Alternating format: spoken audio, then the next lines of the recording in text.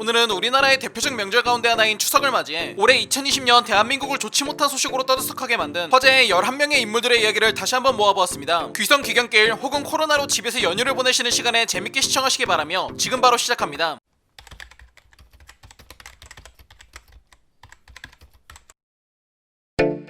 오늘은 최근 배우 주진모 씨의 휴대전화가 해킹을 당해 그가 동료 연예인과 주고받은 메시지가 유출됐다는 소식이 퍼지며 큰 화제가 되었습니다. 따라서 오늘은 미남 배우로 유명한 주진모 씨와 하는 김에 주진모 씨의 절친이자 이번 사건에서 동시에 화제의 인물로 떠오른 배우 장동건 씨의 재력과 재산에 대해 알아보겠습니다. 먼저 주진모 씨입니다. 주진모 씨는 1974년생 올해 47살이며 본명은 박진태입니다. 곱고 시원하게 높이 솟은 콧대, 크고 짙은 쌍꺼풀, 날렵한 턱선과 작은 얼굴이 더해져 대한민국을 대표하는 미남 배우인 강동원, 장동건, 정우성과 비교해도 전혀 꿀리지 않은 외모를 자랑하는 주진모 씨는 과거 경찰 공무원 시험을 준비하던 와중 아는 형의 권유로 아르바이트 겸 사진 모델을 하게 되었는데, 이를 계기로 자연강장제 CF 광고 모델로 발탁되어 연예계에 입문하게 되었습니다. 이후 영화 댄스의 주연을 시작으로 영화 해피엔드, 드라마 패션 세븐티스, 영화 미녀는 괴로워, 영화 쌍꺼풀 등 스크린과 브라운관을 넘나들며 비주얼과 연기력을 인정받아 주진모 씨는 수많은 재산을 쌓게 되었습니다. 따라서 직업이 배우인 만큼 주진모 씨의 메인 수입은 출연료입니다. 과거부터 현재까지 총 13개의 드라마, 총 301편의 드라마를 출연한 주진모 씨는 활동 기간의 초중반이라 볼 수 있는 2007년 회당 1000만원 이상을 지급받는다 보도되었습니다. 따라서 이 중 출연료가 유난히 높은 중국에서 출연한 54편의 드라마를 제외하고 나머지 247편을 단순계산 시 24억 7천만원이며, 중국에서 출연한 드라마는 회당 5천만원을 지급받았다고 보도된 만큼 이를 기준으로 잡고 단순계산 시 27억원입니다. 총합 51억 7천만원이며, 주진모 씨는 데뷔하자마자 무명생활 없이 승승장구하며 연예계에 입문한 만큼 소속사와의 수익 분배를 7대3 정도로 기준을 잡을 시 36억 1900만원입니다. 그러나 주진모 씨는 유명한 배우치고는 여타 배우들과 달리 자세한 출연료나 재산에 대한 정보가 부족해 디테일하게 알아볼 순 없었지만 최소 수억 원을 지급받을 것으로 예상되는 주연 출연 영화만 14편으로 소속사와 수익을 나눈다 치더라도 최소 20억에서 30억 원 추정해볼 수 있으며, 약 15년 전인 2005년 당시에도 LG텔레콤의 새 모델로서 3개월에 1억이라는 거액을 지급받는다고 알려진 주진모 씨인 만큼 확인된 재료에서만 최소 10편 이상 CF에 출연해 이 또한 적게는 10억대, 많게는 30억대까지 예상해볼 수 있을 것으로 추정됩니다. 이렇게 한국과 중국을 넘나들며 최소 수십억대의 재산을 쌓았으나 재산과 관련돼서는 거의 한 번도 주목을 받아본 적이 없던 주진모 씨는, 그러나 지난해 2019년 6월 주진모 씨가 10살 연하인 민혜연 씨와 결혼을 한다는 소식이 화제가 되며 자연스레 민혜연 씨의 엄청난 스펙과 재력이 주목받게 되었습니다. 서울대 의대 출신으로 가정의학과 전문의인 민혜연 씨는 과거부터 다양한 교양 프로그램에 출연해 이름을 알렸으며, 특히나 아름다운 외모로 의학계 김태희라는 수식어가 붙고 서울 강남 소유클리닉 원장이라는 사실까지 보도되며, 주진모 씨가 이러한 남다른 재력과 능력을 소유한 민혜연 씨를 아내로 맞이한다는 소식이 큰 화제를 불러모으기도 했었습니다. 다음은 대한민국에서 가장 잘생긴 배우 중 한 명으로 인정받는 배우 장동건 씨입니다. 장동건 씨는 1972년생 올해 49살입니다. 배우 원빈, 배우 정우성 씨와 함께 미남의 극치를 보여주며 잘생긴 남자의 대명사이자 남자로서 갖추어야 할 외모를 모두 더한다면 만들어지는 본좌의 얼굴이라 평가받는 장동건 씨는 과거 삼수에서 떨어지고 폐인 생활을 하던 시기 장동건 씨 어머니의 친구분이 학원비나 좀 벌어보라며 소개해준 CF 모델 일을 한 게 계기가 돼 연예계에 데뷔하게 되었습니다. 이후 모델 일을 이어가다 MBC 21기 공채에 합격한 장동건 씨는 청춘 드라마 우리들의 천국으로 스타덤에 오르게 되었고, 연이어 MBC 드라마 마지막 승부로 단숨에 신세대 스타로서 입지를 굳히며 큰 인기를 얻게 되었습니다. 이렇게 대한민국의 최고 미남이라는 타이틀에도 불구하고 화면빨이 지독하게 안 받는 오히려 실물이 쩌는 연예인으로 매년 압도적인 1위로 꼽힌 장동건 씨는 같은 연예인들조차 동시에 사진을 찍으면 상대성 오징어 이론을 적용시킬 정도의 외모 덕분인지 과거부터 수많은 드라마와 영화, CF를 출연하게 되며 수많은 부를 축적하였다 알려져 있습니다. 과거 한 방송에서 이러한 장동건 씨와 그의 아내인 고소영 씨의 재산을 공개한 적이 있었는데, 2015년 TV조선 대찬인생에서 공개한 장동건 고소영 부부의 추정 재산은 1인당 약 200억 원, 합산 약 400억 원으로 당시 기준 연예계 주택부자 2위에 이름을 올리며 큰 화제가 되었는데, 두인호가 최근 시세를 다시 조사해본 결과 장동건 씨는 한남동에 약 150억 상당의 빌딩을, 고소영 씨는 압구정 로드웨이역 근처 130억 상당의 테티스 빌딩을 소유하고 있어 빌딩만 약 280억 원에 달하였으며, 추가로 청담동과 흑석동에 위치한 고급 빌라 마크힐스를 각각 33억 70억 원에 매입해 총합산 약 383억 상당의 부동산을 소유한 것으로 보입니다. 그러나 이는 부동산만을 합산해놓은 결과이기 때문에 지금까지 두인호가 영상을 만들며 100명이 넘는 스타들의 재산을 조사해본 경험상 장동건 씨 정도라면 200억이 아닌 분명 더 많은 재산이 있을 것으로 판단되어 추가로 조사를 해보았는데, 보통 배우들이 가장 큰 소득을 올리는 것으로 알려진 CF의 경우 장동건 씨는 데뷔부터 현재까지 총 128편의 CF를 출연하였으며, 활동 기간의 중간쯤으로 볼 수 있는 2009년 장동건 씨의 CF 출연료는 약 7억 원이라 보도된 바 있습니다. 따라서 이를 기준으로 잡고 단순계산 시 총 896억 원이며, 이미 데뷔부터 스타급 반열에 오른 장동건 씨인 만큼 소속사와의 수익 분배를 7대3 정도로 기준을 잡을 시 CF 출연 수익으로만 627억 2천만 원입니다. 그러나 장동건 씨는 CF 출연 수익 외에도 2005년에는 10억, 최근엔 27억 원을 받는다 알려진 중국 영화 출연료, 국내 영화 출연료만 편당 13억 원, 20부작으로 이뤄진 드라마 신사의 품격에 출연했을 당시 회당 1억 원의 몸값으로 총 20억의 수익을 올렸다 보도되었으며, 이러한 엄청난 몸값을 자랑하는 영화만 주연급으로만 20편을 출연, 14개의 드라마 중 억대의 몸값으로 확실히 알려진 최근 3개의 드라마만 합산해도 54편인 만큼 영화와 드라마의 출연료만 간단히 계산해봐도 단숨에 100억대를 뛰어넘습니다. 추가로 8건의 음반 수익, 유명 연예인은 수억 원을 지급받는다 알려진 홍보대사만 최소 5건, 소속사로부터 계약 당시 지급받는 전속 계약금만 약 25억 원에 달하는 등 600억 원 가량의 CF 수익을 제외해도 최소 200억이 넘는 번외 수익들이 있는 것으로 추정되나, 장동건 씨도 생활비도 있고 세금도 냈을 테니 여기까지만 알아보는 것으로 이 점은 퉁치도록 하겠습니다. 이렇게 압도적인 외모와 연기 능력으로 수많은 부를 쌓은 두 남자가 최근 주진모 씨의 핸드폰이 해킹당한 소식과 함께 화제의 중심이 되었습니다. 1월 10일 한 온라인 커뮤니티에서는 배우 주진모 씨와 장동건 씨가 주고받은 카톡 대화 내용이라며 캡처본이 올라왔는데, 공개된 글에는 수영복 등을 입은 여성들의 사진과 함께 외모 평가가 이어지고 서로 만남을 주선하자는 대화도 나오며 오랜 기간 다양한 여성들과 시간을 보낸 것으로 보이는 내용들이 줄을 이뤘습니다. 해당 캡처 이미지가 순식간에 여러 커뮤니티와 SNS로 퍼지며 많은 네티즌들은 충격적이라는 반응을 보였으며, 그러나 현재 대화 당사자가 실제 주진모 장동건 씨인지는 확인되지 않은 상태로 이와 관련해 주진모 씨의 소속사는 찌라시를 작성하거나 이를 게시 유포하는 모든 행위에 강력한 법적 조치를 취하겠다고 밝혔습니다. 그러나 이와 다르게 장동건 씨 측은 별다른 입장문은 발표하지 않은 상황이며, 추가로 사건이 터지자 수많은 대중들의 관심이 두 남자의 아내에게로 쏠리자 장동건 씨의 아내인 고소영 씨는 자신의 SNS 댓글창을 닫아버렸으며, 주진모 씨의 아내인 민혜연 씨는 인스타그램 계정을 삭제하는 등의 반응을 보였습니다. 오늘은 최근 연예계의 절친으로 소문난 두 미남 배우가 제2의 정준영 카톡방 사태가 아니냐는 의혹까지 받으며, 잇따른 유명 연예인들의 문란한 사생활과 도덕성이 화제의 중심에 오르게 되어 알아본 조인호의 102번째 돈에 관한 이야기, 배우 주진모 장동건 씨 편이었습니다. 더 많은 흥미로운 스토리 조인호를 구독하고 받아보세요. 감사합니다.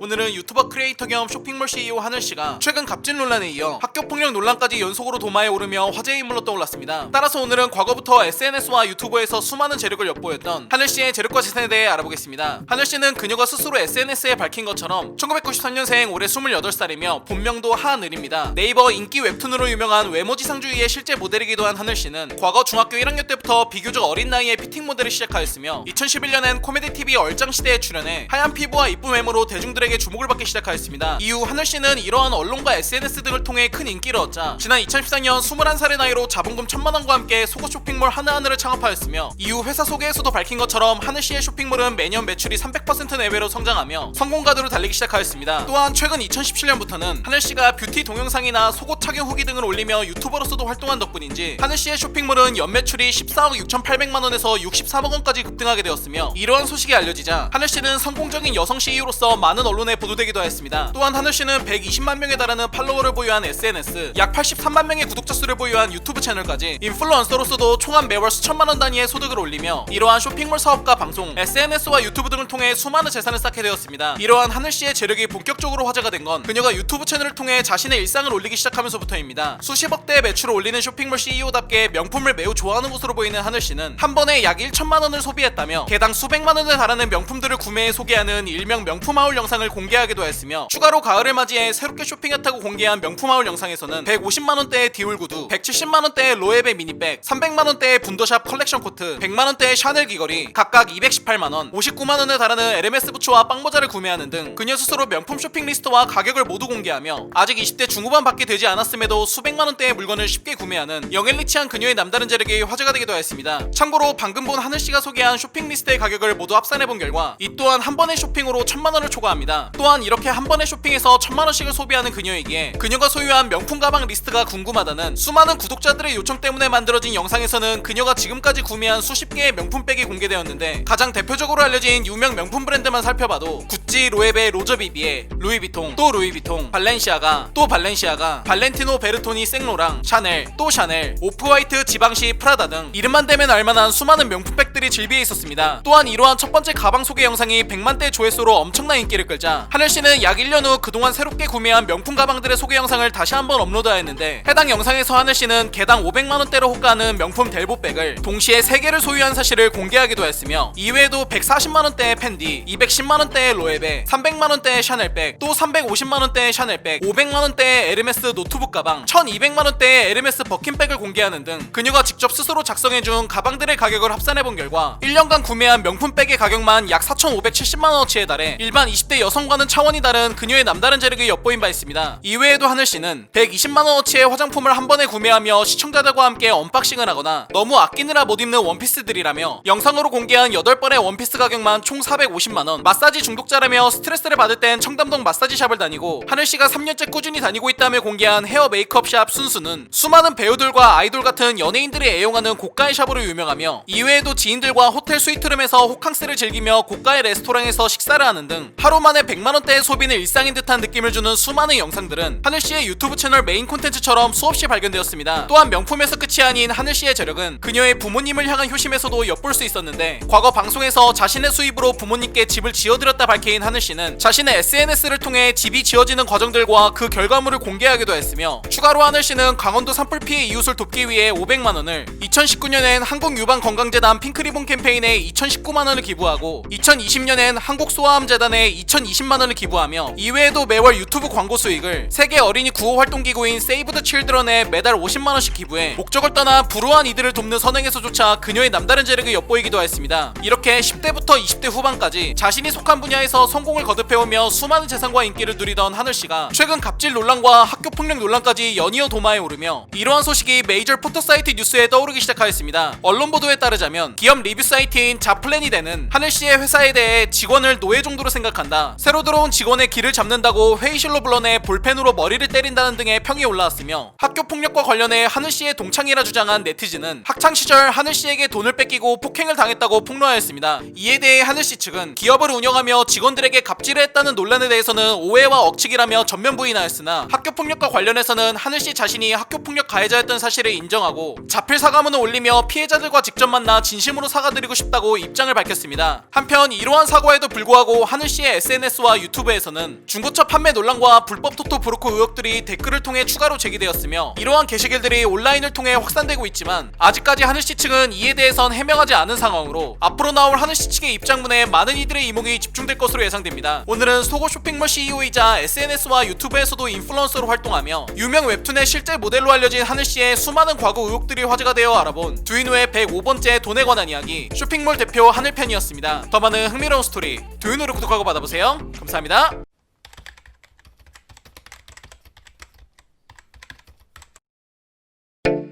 오늘은 최근 신천지 예수교회 교주 이만희 총회장이 국가재난급 사태 역학조사에서 거짓 자료를 제출한 혐의 등으로 검찰에 고발당하며 화제가 되었습니다. 따라서 오늘은 과거부터 수많은 부정부패 행위로 논란이 끊이지 않았던 신천지 교주 이만희와 신천지의 재력과 재산에 대해 알아보겠습니다. 이만희는 1931년생, 올해 90살입니다. 대부분의 대중들에게 개신교 계열의 반사회적 사이비 종교라 평가받는 신천지 예수교회 교주 이만희는 신천지 내에서는 교주라는 말에 부정적 의미를 의식해서 교주라는 말을 쓰지 않는다고 하며, 보통은 총회장이라는 직함이나 이긴자, 사도 요한경 목자, 대언자, 회사 성령, 재림대의 예수라고도 불린다 합니다. 딱 듣기만 해도 뭔가 사이비티가 나는 것 같은 이만희의 신천지는 프로그램의 구성이나 특정인을 신격화한 모습만 봐도 강하게 표현하면 북한에서나 하는 행동들을 그대로 가져와서 숭배 대상만 이만희로 바꿔놓은 느낌을 주는데, 신을 믿는다는 종교에서 반대로 사람이 우상화되고 신격화된 덕분인지 신천지는 국내뿐만 아니라 외신에서조차 막장 사이비 종교이자 컬트 집단으로 보도되기도 했으며, 참고로 신천지는 종교가 창립된 1984년을 원년으로 하기 때문에 1984년은 신천기 1년, 1985년은 신천기 2년 등의 단위로 사용한다고 하며, 따라서 올해 같은 경우 그들에게는 2020년이 아닌 신천기 37년이라고 합니다. 이는 마치 북한이 김일성이 태어난 기준을 원년으로 한 주체 연호와 비슷한 특성을 보이고 있습니다. 그러나 2000년대 중반까지만 해도 그저 신흥 종교단체 정도로만 인식되었던 신천지는 현재 대한민국 감염자의 약 70% 이상을 차지하고 있다 보도되며, 이로 인해 전국적으로 증오에 가까울 정도의 비난을 받게 되었고, 이러한 증오는 자연스레 대중들의 관심을 신천지란 종교에 쏠리게 다단계와 유사해 보이는 수익 구조와 평범치 않아 보이는 신도들의 봉사 헌금 등 그들의 재산 축적 방식이 큰 화제가 되었습니다. 신천지가 돈을 모으는 방법은 언론에 보도된 자료만 해도 다양한 모습이 발견되었는데, 그중 가장 대표적인 방법 중 하나는 이만희 총회장은 신도들이 타인에게 전도를 못하면 100만원 정도의 벌금을 내게 했다 합니다. 전도를 못했으면 전도비라도 내야 한다, 공짜 천국이 어디 있냐 라는 말을 하며 전도를 강조한 이만희는 이렇게 거두어들인 벌금의 일부를 전도를 많이 한 신도에게 준다고 하였는데, 그러나 막상 가장 많은 전도를 했다며 1등을 차지해 1억의 상금을 가져 가져간 사람은 다름이 아닌 이만희 씨 본인이라 보도되었습니다. 참고로 이러한 벌금 때문인지 신천지에 몸담았던 사람들은 벌금을 내지 않기 위해 신분을 숨긴 채 전도에 나설 수밖에 없었다고 말하였으며, 많은 언론은 이런 특유의 포교 방식을 지적하며 이번 사태를 키웠을 가능성도 배제하기 어렵다고 보도하였습니다. 또한 신천지는 사명이라는 이름의 자원봉사를 신도들에게 부탁하기도 하는데, 최근 이만희는 신천지 교회에서 약 7에서 10년 이상 사역한 자들에게 소송을 당하였으며, 이들은 적게는 1000만원에서 많게는 4000만원 정도의 노동력을 착취당하였다고 주장하였습니다. 이에 대해 재판부는 전임 사역자로 노동력을 착취당했다는 부분에 대해 일부 승소 판정을 하였으며, 다만 손해배상에서는 배상금을 500만원으로 확정하였다 보도되었습니다. 참고로 이번 사태로 인해 정부가 조사한 신천지의 신도수가 21만 5천명에 달한다 하니 정말 적게 어림잡아 이중 10%인 21,500명을 재판부의 판단처럼 노동력을 착취당한 이로 인정받는다 가정해 동일한 배상금 500만원을 기준으로 잡고 단순계산 시 약 1075억원이라는 엄청난 금액입니다. 또한 신천지는 14만 4천명이라는 특정 숫자 안에 들어가는 조건인 총회 등록을 위해서는 매달 11조 건축헌금, 부서회비 등 다양한 이름의 헌금을 요구하는데, 참고로 14만 4천명이라는 숫자는 이만희 교주가 자신이 세상에 온 두 번째 예수라고 말하며 세계의 종말이 오면 자신이 14만 4천명을 데리고 천국으로 갈 수 있다고 주장한 숫자라 합니다. 이 때문에 신천지 신도들은 영생을 위한 필수 조건인 14만 4천명을 달성하고자 총회 등록을 위해 11조를 포함 다양한 헌금을 내는 것으로 알려졌으며, 특히 이러한 헌금 중 가장 큰 몫을 차지한 것은 건축헌금이 차지했다고 신현옥 목사는 분석하였는데, 신 목사는 신천지 요한지파의 경우 자기 자리 마련 헌금이라는 것을 30년째 모으고 있다며 14만 4천명이 들어갈 수 있는 일종의 구원을 위한 방주 같은 성전을 건축하기 위한 헌금을 내야 한다며 신도들을 독촉한다고 밝힌 바 있습니다. 물론 이외에도 신천지가 돈을 모으기 위한 방법은 다양합니다. 신천지는 수십만 명에 달하는 신도들에게 자체 매점을 이용해 물건을 판매하거나 또 이만희 교주의 설교 테이프, CD 등을 사게 해서 수입을 올리기도 하는 등, 이렇게 신도들에게 단순히 헌금을 받는 것뿐만 아니라 물건도 판매해 주요 수입원을 만들기도 하였으며, 이렇게 전도를 못할 경우 내야 하는 벌금과 다양한 명목들의 헌금, 노동력으로 볼 수 있는 봉사활동과 기타 수입까지 모두 합산하니 2017년 언론에 공개된 신천지의 연간 수입은 무려 2,700억원에 달한다 보도되었습니다. 또한 같은 해 국민일보는 신천지가 현금과 부동산 등 5천억원대의 자산을 보유하고 있다 보도하였으며, 국내엔 55개 지교회와 266개 선교센터, 801개의 기타 부동산까지 있으며 해외에는 31개국에 28개 교회, 91개의 개척지가 있다 밝혔습니다.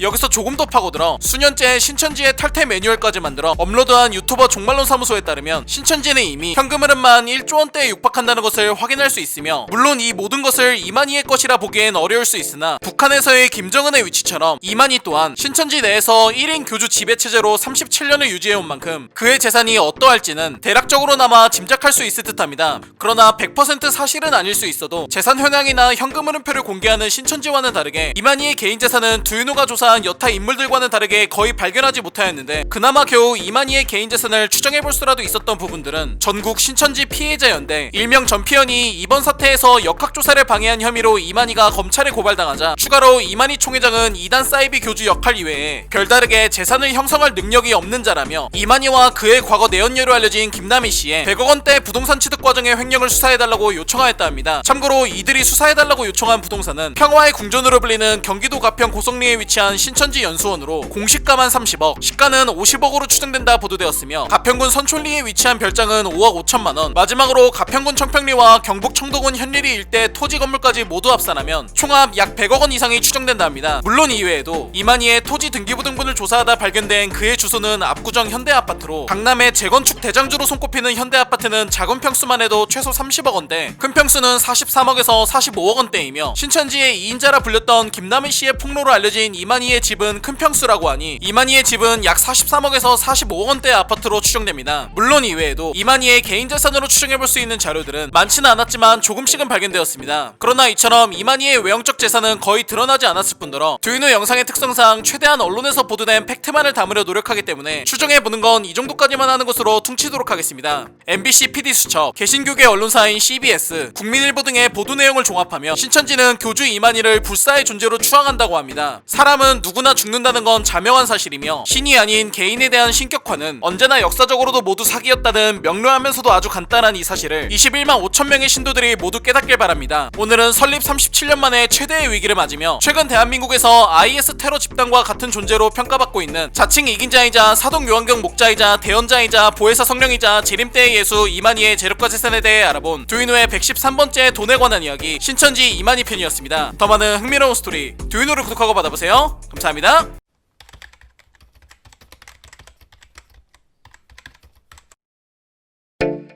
오늘은 최근 일본의 한국인 입국 제한 조치가 발표되며 이와 더불어 이러한 아베 총리의 결정은 사실 혐한 정책을 통해 지지자들을 달래기 위한 정치적 판단이었다는 사실이 보도돼 더욱 큰 화제가 되었습니다. 따라서 오늘은 대한민국과 몇 년 전부터 극단적인 최악의 관계로 치달아가고 있는 일본의 수장 아베 신조의 재력과 재산에 대해 알아보겠습니다. 아베 신조는 1954년생 올해 67살입니다. 아베는 사실 조부와 증조부도 일본의 수상을 지냈던 세습 정치 가문으로 정치계의 금수저라 불릴 정도로 집안의 정치가를 지낸 이들이 상당히 많은 것으로 알려져 있는데, 아베의 조부는 중의원 의원을 지낸 아베간이며 외조부는 제56대 57대 총리를 역임한 기시노부스케, 외종조부는 제61, 2, 3대 총리를 지낸 사토 에이사쿠, 고조부는 1894년 경복궁을 점령하고 청일 전쟁의 도화선이 되었던 오시마 요시마사, 아버지는 일본의 외무대신을 지낸 아베 신타로로 딱 보기만 해도 알 수 있듯이 아베는 대대로 이어온 금수저 집안에서 타고난 엘리트 환경에 둘러싸여 자라난 케이스입니다. 이러한 최고의 명문가 집안 출생 덕분인지 1982년 미국 유학을 끝마치고 곧바로 자신의 아버지인 아베 신타로의 비서로서 정계에 입문한 아베는 1987년 후쿠다 다케오 전 총리의 주선을 받아 일본을 대표하는 제과업체 모리나가의 마스자키 아키오 회장의 딸 마스자키 아키에와 결혼을 하게 되었으며, 이후 1991년 차기 총리 후보로 유력하게 거론되고 있던 자신의 아버지 아베 신타로가 급사하게 되자 아베는 아버지의 지역구였던 아마구치현에서 직접 출마해 처음으로 당선되며 국회에 입성하게 되었습니다. 참고로 아베는 이때부터 현재까지 연속으로 8선에 당선되어 현재는 9선 중의원 의원입니다. 이렇게 정치적 커리어의 시작부터 재력과 권력을 동시에 잡게 된 아베는 마침내 2006년 자민당 총재 선거에 출마해 제21대 총재로 선출되어 제2차 세계대전 이후 역대 최연소 총리라는 타이틀까지 거머쥐게 되었는데, 그러나 잠시 건강 문제와 각종 스캔들로 악재가 겹치며 복합적인 사유로 잠시 총리직을 내려놓기도 하였으나 결국 2012년 자민당 총재로 다시 당선되며 제96대 총리 및 아베 신조 내각을 재탄생시킨 아베는 메이지 유신 이후 가장 오랫동안 집권한 수상이라는 기록까지 보유하게 돼 현재까지도 오늘날의 일본을 장기간 이끌게 되었습니다. 참고로 이러한 사진들만 봐도 아베의 총리 재임 기간이 얼마나 오래되었는지 알 수 있는 대목입니다. 그러나 한 국가의 원수로서 상당 기간 동안 장기 집권했음에도 불구하고 아베의 재산은 타 국가의 장기 집권자들과 달리 극히 일부만 드러나 있어 재산이 비교적 매우 적은 것처럼 보였는데, 우선 2018년 아사히 신문에서 보도한 내용에 따르자면 아베는 자신의 지역구인 아마구치현 내 토지 및 건물, 야마나시현 나루사와촌의 별장, 그리고 예금 2,500만엔을 포함 총 1억 396만엔, 하나로 약 12억 2천만원의 재산을 소유하고 있다 보도되었습니다. 하지만 이는 자신의 명의로 등록된 자산일 뿐이거나 일부 밝혀진 재산 정도로만 추정되는 게, 아베는 과거부터 골프광으로도 유명해 일본 중의원 중에서도 가장 많은 골프장 회원권을 갖고 있는 것으로 보도된 바 있습니다. 한때는 최대 10개, 현재도 약 8개의 골프장 회원권을 소유하고 있다고 보도된 아베는 이 중 도쿄 인근의 300골프장 회원권의 가입비만 약 71만 5천 달러, 하나로 약 8억 2천만 원에 달한다 보도되었으며, 8개의 회원권 가격이 모두 같진 않겠지만 이를 기준으로 잡고 단순 계산만 해봐도 약 65억 6천만 원어치의 골프장 회원권입니다. 또한 2017년 미국 경제매체 비즈니스 인사이더가 발표한 세계 주요국 정상의 연봉을 참고하면 아베 총리의 연봉은 하나로 약 2억 7천만 원, 전 세계 지도자들 중 4번째로 많은 연봉을 받는 것으로 보도되었는데, 이를 기준으로 잡고 아베가 총리로 재임한 기간을 대략 10년 정도만 잡아도 약 27억 원이기 때문에 아사히 신문에서 발표한 아베 총리의 12억 원이라는 재산은 명확히 드러난 극히 일부의 재산으로 추정해볼 수 있었습니다. 물론 이외에도 아베는 자신의 장인어른이 사장으로 있던 모리나가 제과 등 총 5개의 종목에 2만 주에 가까운 주식을 소유하고 있다 보도되며 그의 재산의 일부가 드러나기도 하였으며, 추가로 과거부터 친기업 정책과 재계와의 인맥을 관리한 덕분인지 아베는 동일본 여객철도 주식회사 회장 카사이 요시유키, 미쓰비시 중공업 회장 츠쿠나 카즈오 등이 아베가 과거 총리직을 잠시 사퇴해 정치적 기반을 잃었을 당시에도 지지 기반이 되어주었고, 이러한 소식은 곧바로 아베 총리가 재계와 상당한 밀월관계를 형성하였다 보도돼 그의 재력의 근원을 추정해볼 수 있는 단서가 되기도 하였습니다. 이렇게 한정적인 정보 때문에 여타 인물들과는 다르게 아베 총리의 재산은 디테일하게 알아보기엔 추정 외엔 한계가 있었으나 언론 보도 내용 등을 토대로 유명인들의 자산 규모를 추정해 발표하는 미국 사이트 셀레브리티 넷 올스에서조차 아베 총리의 전 재산을 총 1,000만 달러, 하나로 약 120억 원 정도로 추정한 만큼 아베는 정말 적게 어림잡아도 최소 100억대 이상의 재산을 소유한 것으로 추정해볼 수 있을 듯합니다. 참고로 아베는 현재 도쿄 신주쿠 시부야에 위치한 어머니 명의의 저택에서 아내와 어머니와 함께 살고 있는 것으로 알려져 있으며, 과거 일본 방송을 통해 내부까지도 공개된 적이 있었던 이 아파트는 총 498평방미터, 약 150평으로 2018년에 발표된 시부야 아파트의 평균 평당 가격이 약 5천만 원인 만큼 이를 기준으로 잡고 단순 계산시 약 75억 원입니다. 앞서 말한 것처럼 이 아파트는 어머니의 명의로 되어 있어 아베의 개인 재산엔 포함되지 않았던 것으로 보입니다. 일본 출판업계에는 우리나라에선 생소하게 들릴 수 있는 일명 폭로서적이라는 장르가 있다 합니다. 70대 일본 정치 전문 기자인 노가미 타다오키가 작심하고 폭로한 아베 신조 침묵의 가면은 아베 총리를 이렇게 서술하고 있습니다. 아베의 집안은 대도로 명문대학교인 도쿄대 출신이지만 공부를 못한 아베는 결국 세이케이 대학으로 진학하게 되었다. 졸업이 다가오자 아베의 외조부는 관료가 되어라라고 말하였지만 어렵기로 유명한 국가 공무원 시험을 합격할 리 없는 아베는 미국으로 유학을 떠났다. 그러나 유학생활조차 외롭다며 너무 잦은 국제전화 콜렉트 콜비만 10만엔이 넘게 나온 아베는 결국 아버지에게 발각되어 1년 수개월 만에 억지 귀국하게 되었다. 일본으로 일본으로 귀국한 아베는 고베 제철소에 취직해 셀러리맨을 시작하였지만 이마저도 아베는 공장 근무를 견딜 수 없어 결국 병원에 입원하게 되었다. 그러나 이후 1982년 아베의 아버지 신타로 씨가 외무 대신에 발탁된 것을 계기로 아베는 고베 제철소를 그만두고 아버지의 비서관으로 채용되어 정계로 입문하였다고 합니다. 이는 경제적으로 전 세계 GDP 3위, 유네스코 예산 분담 비율 세계 1위, 주요 선진국 회담인 G7의 회원국, 세계 주식시장 3위, 대외 순자산 세계 1위이자 세계 군사력 랭킹 5위를 차지한 강대국 일본이라는 나라를 10년 넘게 지배하고 있는 수장의 인생 스토리라고 합니다. 1990년 주식과 부동산이 급락하며 일본의 버블 경제가 무너진 지 어느덧 30년, 자신의 손으론 아무것도 이루지 못한 채 정치적 금수저란 배경만으로 높은 직위에 오른 이 남자의 장기 집권은 일본의 잃어버린 30년을 과연 극복할 수 있을지 매우 궁금해집니다. 오늘은 과거부터 강제징용 배상 판결과 수출 규제 문제로 이미 골이 점점 깊어져 왔던 일본의 아베 총리가 정치적 판단을 위해 한국인의 입국 제한 조치를 발표해 화제가 되어 알아본 두인우의 117번째 돈에 관한 이야기, 일본 아베 신조 편이었습니다. 더 많은 흥미로운 스토리 두인우를 구독하고 받아보세요.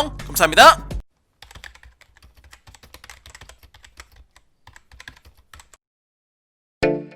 오늘은 국내 유튜브 콘텐츠 중 가장 많은 비중을 차지하고 있는 분야, 크리에이터를 꿈꾸는 이들이 가장 쉽게 도전할 수 있으면서도 가장 경쟁률도 높은 분야인 먹방, 그 중에서도 여성 먹방 유튜버 중 최상위권을 달리고 있는 유튜버 문보키님과 햄찌님의 재력가산에 대해 알아보겠습니다. 먼저 유튜버 문보키씨 채널입니다. 문보키씨는 1995년생, 올해 26살이며 본명은 문기현입니다. 특유의 귀여운 외모와 말투, 다른 먹방 대식가들에 비해 상대적으로 많이 먹지는 않지만 사람인 척하는 펠리컨처럼 보일 정도로 대형 숟가락으로 어마어마한 양을 한 입에 먹는 진풍경을 보이며 큰 인기를 얻게 된 문보키씨는 그녀 스스로가 인증한 것처럼 우리에게는 과거 YTN 인터뷰녀라며 아름다운 미모로 화제가 되었던 당사자로 알려진 바 있습니다. 유튜브를 시작한 지 불과 6개월도 지나지 않아 100만 구독자 수를 달성, 1년이 되지 않은 시간 만에 200만 구독자 수를 돌파한 문보키씨의 채널은 현재는 약 282만 명의 구독자 수를 보유해 국내 랭킹은 85위이며 세계 랭킹은 4481위로 국내에서나 전 세계적으로나 상위 1%에 랭크된 채널입니다. 현재까지 약 170개의 영상을 업로드한 문보키씨 채널의 가장 최근 한 달 조회수는 약 6,536만 회이며 문보키씨 채널의 거주 지역 및 유사 유튜버들을 기반으로 빅데이터 알고리즘에 의해 추정된 CPM 단가는 1985원에서 3,452원이니 이중 중간값을 기준으로 잡고 CPM은 조회수 1000회 노출당 발생한 수익을 의미하니 6,536만 회를 65,360으로 변경해 단수계산 시 1억 7,764만 8,480원, 약 1억 8천만 원입니다. 참고로 문보키씨는 소속사 없이 홀로 활동하고 있기 때문에 소속사와의 수익 분배는 없는 것으로 알려져 있습니다. 또한 유튜버들은 유튜브 수익 외에도 연예인들이 CF에 출연해 광고 출연료를 지급받는 것처럼 기업들로부터 광고를 의뢰받아 광고 영상을 제작, 업로드해 제2의 수입을 창출하기도 합니다. 문보키씨의 한 편당 예상 광고 단가는 광고 형태에 따라 약 3,900만원에서 1,960만원 사이이니 이중 중간값인 2,930만원을 기준으로 잡고 문보키씨는 최근 한 달간 최소 약 3편의 광고를 진행한 것이 확인되는 만큼 3편의 광고 영상을 제작, 업로드로 인한 수입은 8,790만원, 약 9천만원입니다. 유튜브 수익까지 합산 시 약 2억 7천만원이며 이는 최근 한 달 실적을 기준으로 추정한 수익인 만큼 만약 이 상태를 그대로 유지한다 가정해 연봉으로 환산하면 약 32억 4천만원입니다. 참고로 문보키씨는 최근 코로나19로 어려움을 겪고 있는 이들을 위해 대구에서 가장 큰 병원인 국립경북대학교 병원에 1천만원을 기부한 바 있으며 이외에도 지난 2월 6일 자신의 모교인 대구 경덕여고 졸업생 10명에게 각각 50만원씩 총 500만원의 장학금을 기탁하고 또 지난 1월 3일 한국소아암재단에 소아암 어린이 치료를 위한 기부금 1천만원을 전달하는 등 시청자들에게 받은 사랑을 어려운 이웃에게 꾸준히 기부하는 그녀의 모습에서 남다른 재력이 엿보인 바 있습니다. 다음은 유튜브 햄지 채널입니다. 햄지씨는 1990년생, 올해 31살이며 본명은 함지영입니다. 과거 화장품 매장에서 5년간 근무하다 개인적인 시간이 너무 없어 이직한 직장까지 그만둔 햄지씨는 약 5년간 교제한 남자친구의 권유로 먹방 유튜브를 시작하게 되었으며 본인이 요리한 음식을 본인이 직접 맛있게 먹는 모습과 특이하게도 다른 유튜버들과 달리 실제 우리가 밥 먹는 모습처럼 상을 차려놓고 무언가를 시청하며 먹방을 하는 등 여타 유튜버들과는 다른 색다른 컨셉이 시청자들에게 호응을 사며 큰 인기를 얻게 되었습니다. 2019년 8월까지만 해도 구독자 수가 약 5만 명 정도였던 햄지씨의 채널은 현재는 약 258만 명의 구독자 수를 보유해 국내 랭킹은 95위이며 세계 랭킹은 5,091위로 국내에서나 전 세계적으로나 상위 1%에 랭크된 채널입니다. 현재까지 약 151개의 영상을 업로드한 햄지씨 채널의 가장 최근 한 달 조회수는 약 8,816만 회이며 문보키씨와 마찬가지로 같은 국가, 같은 콘텐츠를 진행하고 있는 햄디씨 채널의 CPM 단가는 1985원에서 3,452원이므로 이중 중간값을 기준으로 잡고 마찬가지로 CPM인 만큼 8,816만 회를 88,160으로 변경해 단수계산 시 2억 3,961만 8,880원, 약 2억 4천만 원입니다. 마찬가지로 햄지씨 또한 소속사 없이 홀로 활동하고 있는 것으로 추정되며 영상 편집 또한 그녀 스스로 한다고 언급한 만큼 특정인과의 수익 분배는 없는 것으로 추정됩니다. 추가로 햄지씨의 한 편당 예상 광고 단가는 광고 형태에 따라 약 3,610만 900만원에서 1800만원 사이이니 이중 중간값인 2705만원을 기준으로 잡고 햄디씨는 최근 한 달간 최소 약 2편의 광고를 진행한 것이 확인되는 만큼 2편의 광고 영상을 제작, 업로드로 인한 수입은 5410만원, 약 5400만원입니다. 유튜브 수익까지 합산 시 약 2억 9400만원이며 이는 최근 한 달간의 수익인 만큼 만약 이 상태를 그대로 유지한다 가정에 연봉으로 환산하면 약 35억 2800만원입니다. 따라서 두 채널 모두 월 수익은 2억원대, 연 수익은 최대 30억원대까지 추정되었으며 앞서 말했듯이 이는 최근 한 달 추세를 기준으로 한 계산인 만큼 누가 좀 더 높다 낮다는 현저한 차이가 아닌 이상 큰 의미는 없는 것으로 보입니다. 이번 자료를 조사하며 발견한 특이점은 두 채널 모두 국내뿐만 아니라 영어권을 비롯한 다양한 해외 시청자들로부터 수많은 인기를 얻게 된 점이 확인되었으며 그 중에서도 특히 햄디씨 채널의 경우 한국인보다도 더 높은 외국인 시청자들의 비율이 크게 눈에 띄었으며 실제로 햄디씨 영상들 댓글에선 한국말보다 영어로 된 댓글이 더 자주 발견되었습니다. 추가로 두 채널 모두 애청하는 시청자들의 연령층이 20대와 30대가 주를 이루는 공통점을 보였으며 그 중에서도 남성보다는 여성의 비율이 80%를 넘게 차지해 여성들의 비율이 압도적으로 높은 특징을 보였습니다. 오늘 알아본 수익 기준은 자료를 조사한 2020년 4월 6일 기준 최근 한 달 조회수를 기반으로 한 추정 연봉이며 유튜버란 직업의 특성상 조회수와 콘텐츠에 따라 소득의 추세는 무궁무진하게 바뀔 수 있으므로 정확한 연봉이라는 개념보단 최근 추세로 알아본 상위 1% 먹방 유튜버들의 소득 수준 정도의 의미로 봐주시면 좋을 것 같습니다. 한때 대한민국에 먹방이라는 단어가 처음 생기며 그 중에서도 가장 큰 인기를 끌었던 먹방들은 대부분 한 사람이 다 먹는 양이라 믿기 힘들 정도의 많은 음식을 먹는 일명 대식가들의 영역이었습니다. 그러나 이번 문복희씨와 햄디씨 편에서도 알 수 있듯이 먹방에 익숙해진 시청자들은 더 이상 단순히 많이 먹는 것뿐만 아닌 수많은 먹방들 중에서도 자신만의 독특한 색깔을 가진 크리에이터를 선호한다는 걸 이번 영상을 준비하며 느꼈습니다. 특히 만약 대형 먹방 유튜버를 꿈꾸고 있는 시청자분들이 있다면 의도했던 의도하지 않았던 국내뿐만 아니라 외국인들의 큰 인기를 힘입어 초대박을 터뜨린 이 유튜버들처럼 전세계 최대 비디오 플랫폼 유튜브에서 전 세계인들을 상대로 한 목표를 세워보시길 두유노는 적극 권장합니다. 오늘은 홍수처럼 쏟아지는 먹방 유튜브 채널 중에서도 수많은 팬들에게 사랑받으며 먹방계의 신흥 강자로 우뚝 선 두 여성 유튜버들의 수익과 연봉에 대해 알아본 두유노의 123번째 돈에 관한 이야기 대세 탑2 여성 먹방 유튜버 편이었습니다. 더 많은 흥미로운 스토리 두유노를 구독하고 받아보세요.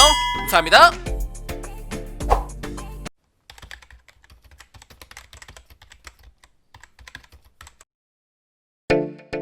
오늘은 최근 약 50만 명이 넘는 구독자 수를 보유했던 유튜버 갑수목장 채널의 실체를 폭로하는 영상이 게재되며 수의대생 출신으로 유명세를 얻었던 갑수목장 채널의 동물학대와 사기 및 횡령 혐의가 큰 화제가 되었습니다. 따라서 오늘은 최근 약 1년간 유기된 동물을 입양해 키우는 영상으로 큰 인기와 부를 쟁취했던 수의대생 유튜버 갑수목장이 그동안 약 1년간 쌓아올린 재력과 재산에 대해 알아보겠습니다. 갑수목장은 정확한 나이는 알려지지 않았으나 충남대학교 수의대 본과 3학년에 재학 중인 것으로 알려졌으며 본명은 박갑수입니다. 2019년 1월 송아지 출산 영상을 시작으로 유튜브를 시작한 갑수목장은 처음엔 매우 낮은 조회수를 기록하기도 했으나 갑수목장 채널의 개국공신으로도 볼 수 있는 고양이 루미를 보호소에서 입양했다는 영상을 시작으로 수의과 학생이 유기 동물을 구조해 입양해 키운다는 내용의 후둔한 영상들이 인기를 끌게 되며 채널을 개설한 지 약 6개월 만에 10만 구독자 달성, 10개월 만에 30만 구독자 달성, 약 1년 3개월 만에 50만 구독자 수를 달성해 국내 랭킹은 1242위, 세계 랭킹은 59,384위로 국내에서나 전 세계적으로나 상위 1%에 랭크된 채널입니다. 갑수목장 채널의 약 1년 4개월간의 총 조회수는 2억 5천만 회이며 유튜브는 구독자 수 1,000명, 시청시간 4,000시간을 돌파해야 수익이 창출되기 때문에 이러한 기간을 고려해 100만 회 정도를 공개할 시 약 2억 4,900만 회입니다. 한 유튜브 데이터 분석 및 통계 서비스 사이트에 따르자면 갑수목장의 CPM 단가는 1,985원에서 3,452원이므로 이중 최소값인 1,985원을 기준으로 잡고 CPM은 조회수 1000회 노출당 발생 수익이므로 2억 4,900만 회를 24만 9천 회로 변경해 단수 계산 시 4억 9,426만원, 약 4억 9천만원이며 참고로 갑수목장 채널은 최근 얼마 전까지 MCN 회사 샌드박스에 소속되었기 때문에 일반적인 MCN 회사와 크리에이터 간의 수익 분배 비율은 7대3에서 8대2이므로 갑수목장 채널의 그동안 영상들을 통한 총 수익은 약 3억 4천만원에서 3억 9천만원입니다. 참고로 갑수목장 채널에서 자막 번역기를 맡은 적이 있어 수부스 뉴스를 통해 내부 사정을 폭로한 A씨에 따르자면 갑수목장 채널은 충남대 수의과 학생 2명이 운영하는 채널로 동기인 두 학생이 기획자와 편집자로 나뉘어 수익을 7대3으로 가져간다고 설명한 점을 참고할 시 갑수목장 채널의 박갑수씨가 그동안 벌어들인 수익은 약 2억 4천만원에서 2억 7천만원 정도로 예상해볼 수 있습니다. 참고로 해당 폭로자 A씨에 따르면 갑수목장 기획자 스스로가 밝힌 유튜브 채널 수익은 월 4천에서 5천만원이라 보도되었으며 한때 과거 갑수목장 채널의 구독자 수가 35만 명 정도에 달할 때만 하더라도 해당 채널의 누적 수익 집계를 보면 21만 달러, 우리 돈 약 2억 5천만 원에 달하는 만큼 최대 약 53만 구독자 수까지 성장했던 갑수목장 채널의 총 수익을 고려했을 때 추정이긴 하지만 두유노의 예상 수익과 어느 정도 근사할 것으로 예상해볼 수 있을 듯합니다. 물론 이외에도 갑수목장은 자신의 고양이 루미와 노루가 그려진 그립톡 굿즈를 제작, 개당 9,800원으로 판매하고 있으며 또한 현재는 중단되었으나 과거에는 고양이 모래인 벤토나이트 모래도 상품으로 출시해 영상 외에도 여러 굿즈 상품을 통한 번외 수익을 올린 것으로도 알려졌습니다. 그러나 참고로 참고로 갑수목장은 벤토나이트 모래로 인한 수익은 전액 기부한다 밝히기도 하였으며 억대가 넘는 수익인 만큼 갑수목장도 생활비도 있고 세금도 냈을 테니 이 점은 퉁치도록 하겠습니다. 이렇게 많이 봐도 20대 중반 정도의 나이로 비교적 이른 나이에 상당한 연봉을 얻게 된 갑수목장은 이미 과거에도 한 차례 동물학대 논란에 휩싸였었는데 2020년 1월 갑수목장은 한 영상에서 햄스터와 고양이를 같이 둔 콘텐츠를 영상으로 업로드하였고 이를 본 시청자들은 햄스터는 고양이의 냄새만 맡아도 공포를 느낄 수 있다고 주장하며 이내 동물학대라는 비판이 잇따르자 그제서야 갑수목장 채널은 문제의 영상을 삭제하고 본인의 사과문을 올린 바 있습니다. 그러나 약 4개월 뒤인 5월 7일 채널의 뉴스에선 갑수목장이 같이 지내는 고양이를 학대했다라는 제보와 함께 이러한 주장을 뒷받침하는 동료 수의대생의 인터뷰까지 보도하였으며 인터뷰에 참여한 수의대생 동료 B씨는 갑수목장이 영상 촬영을 위해 고양이를 굶기거나 양손으로 멀리 집어던지는 등 학대에 가까운 행동들을 설명하며 어떻게 하면 더 수익을 창출할 것인지를 고민하였다는 설명을 덧붙였습니다. 또한 갑수목장과 같은 학교 수의대 학생들이다. 녹취는 관계자가 직접 녹음했으며 위험을 감수하고 미래의 피해자들을 막기 위해 용기를 냈다 라며 등장한 갑수목장 폭로합니다 라는 유튜브 채널에선 갑수목장이 유기 고양이를 입양했다는 식으로 언급했지만 사실 갑수목장의 고양이인 노루, 미로, 절구, 레이 등 모두 갑수목장 측이 구입한 고양이다. 갑수목장은 첫 번째 입양 고양이로 알려진 루미의 조회수가 나오지 않아서 노루를 들여왔고 다리가 아픈 행돌이를 이미지를 위해서 키울 것이라 했다. 앞으로 예쁜 고양이를 더 들여서 루미만 빼고 완벽한 5마리를 만들 것이라는 말도 덧붙였습니다. 또한 관계자의 목격을 토대로 재구성되었다며 공개된 카카오톡 내용에선 갑수목장은 광신도는 돈이 된다. 펫샵에서 데려온 강아지의 조회수가 많이 나오자 데려온 값은 하겠다라는 등의 상당히 돈에 집착하는 듯한 내용이 확인되었습니다. 추가로 해당 영상에서 갑수목장 채널의 박갑수씨로 추정되는 목소리는 이모티콘도 만들고 굿즈도 하고 새 채널은 새 채널대로 하고 갑수목장은 갑수목장대로 하고 그러면서 졸업만 하면 병원을 열어 병원도 대박날 것이라며 자신들이 애초부터 설계한 거짓에 기반을 둔 이러한 일들은 자신이 원하는 상상도 할 수 없는 돈을 위한 것으로 설명하였고 실제로 이러한 사실을 지금까지 전혀 몰랐던 수많은 구독자 또는 후원자들은 아이들을 위해 아낌없이 써달라며 적게는 몇만원에서 많게는 10만원대 단위의 금액을 후원한 모습도 공개되었습니다. 한편 2020년 5월 8일 오전 6시 30분경 갑수목장은 자신의 라이브 방송을 켜서 이러한 현사태에 대해 해명을 하였는데 해당 영상에서 나온 내용은 크게 두 가지로 첫 번째는 자신이 파양되거나 유기 또는 임시보호의 이유로 데리고 왔다고 주장했던 노루, 절구, 레이는 사실 펫샵에서 데리고 온 것은 사실이다. 구독자님들의 속인 점 진심으로 사죄드린다라며 자신에 대한 혐의 중 일부는 인정하였습니다. 그러나 박갑수씨는 두 번째 동물학대에 관하여선 절대 사실이 아니라고 강력하게 주장하며 고양이들이 밥을 많이 채워놔도 먹지 않는 모습 등을 근거로 내세우며 자신을 둘러싼 일부 의혹에 대해서만 해명하였습니다. 한편 동물과 행복한 세상이라는 비영리 조직은 갑수목장을 대상으로 사기, 동물학대, 유기묘 후원금 횡령과 같은 혐의와 함께 경찰에 고발한 것으로 알려졌습니다. 또한 이와 동시에 갑수목장 채널에 실망한 수많은 구독자들은 구독을 취소하며 한때 최대 약 53만 명에 달했던 이 채널의 구독자 수는 현재 약 33만 명대로 추락, 거의 하루아침에 약 20만 명의 구독자 수가 대거 이탈한 현상을 보였습니다. 최근 수많은 여성들이 협박해 경제적 이득을 취한 박사방 조주빈은 자신 스스로를 악마로 칭하였으며 반대로 구매한 고양이를 유기묘라 속이고 경제적 이득을 취한 갑수목장 채널의 수의대생 박갑수씨는 사실 제가 날개 없는 천사라고 불러요. 날개만 없어. 사실 거의 천사인데 날개만 없어. 자신 스스로를 날개 없는 천사라고 칭하였다 합니다. 예비수의사, 유기 동물을 걷어 키우는 천사 등의 컨셉으로 억대의 돈을 벌고 국내에서 가장 큰 동물병원을 세우려 목표했던 박갑수씨, 정말 그가 자신의 주장대로 천사일지 또는 반대로 악마일지 앞으로 그를 둘러싼 수많은 혐의에 대한 형사적 판단의 마무리를 지켜봐야 할 듯합니다. 오늘은 자신 스스로를 날개 없는 천사라고 칭한 수의대상 박갑수씨가 동물학대, 사기 및 횡령, 성희롱 등 수많은 혐의를 받게 되며 이로 인해 그가 그동안 벌어들인 수많은 재산에 대중들의 관심이 쏠려 알아본 두인호의 127번째 돈에 관한 이야기, 수의대생 유튜버 갑수목장 박갑수씨 편이었습니다. 더 많은 흥미로운 스토리 두인호를 구독하고 받아보세요. 감사합니다.